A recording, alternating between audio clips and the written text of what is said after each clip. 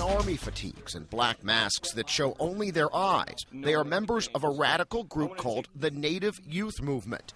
They are among more than 1,000 expected to take part in a series of protests, one of which is a so-called heart attack aimed at disrupting game logistics. That's sort of the basis of it, is being in the street, being a visual presence, and causing disruption. They have a range of gripes, mostly aimed at the International Olympic Committee and the corporate sponsors of the Games.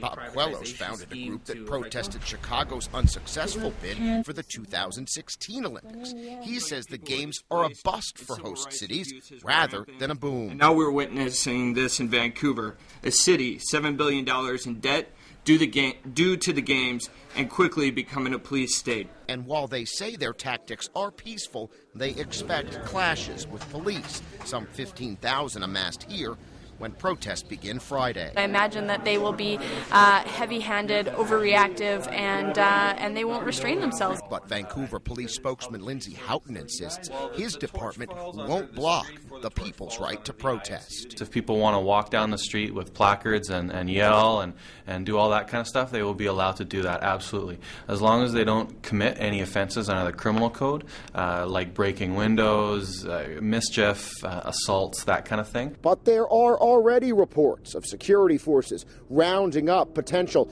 anti-Olympic protesters here in Vancouver and turning away would-be protesters at border crossings.